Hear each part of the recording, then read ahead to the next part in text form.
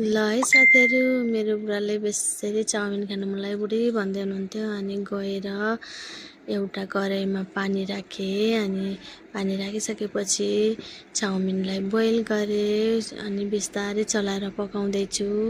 अनि यो पाकिसकेपछि म साइडमा राख्नेछु। अनि प्याज टमाटर काटिसकेँ। अनि यसरी काटिसकेपछि यो खुर्सानी चाहिँ मैले काटेको छैन, किनकि मेरो नानु छ नि त, पिरो खाँदैन। अनि एउटा कराई बसालेँ, कराईमा तेल राखेँ। तेल राखिसकेपछि 5 फुरन फुराएँ।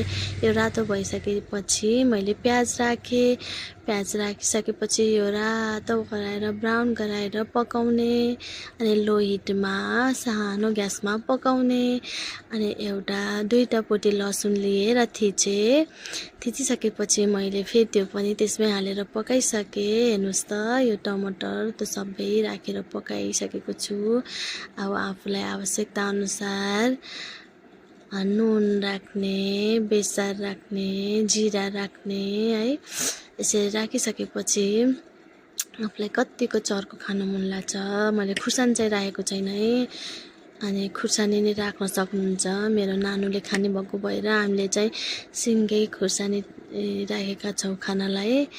अनि यसरी पकाइसकेपछि रातो गराएर पकाइसकेपछि मैले त्यहीँ फलेको हामीले यहीँ फलेको सिमी पनि राखेँ साथीहरू।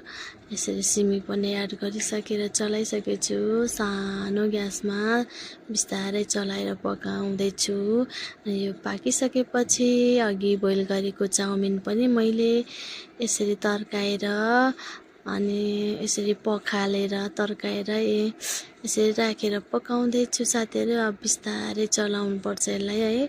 बिस्तारै चलाउँदै पकाउनुपर्छ है। अनि मिठो हुन्छ क्या साथीहरू। फेरि फाँडो हुन्छ नि त धेरै चलाउँदा पनि।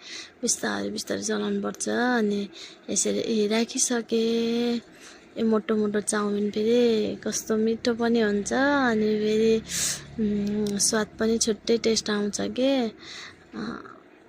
अनि यसरी मन पराउनुहुन्छ कि मेरो बुढाले। अनि यसरी खानु मन लाग्यो भनेर कस्तो गर्नुभएको थियो। अनि गएर पकाएँ।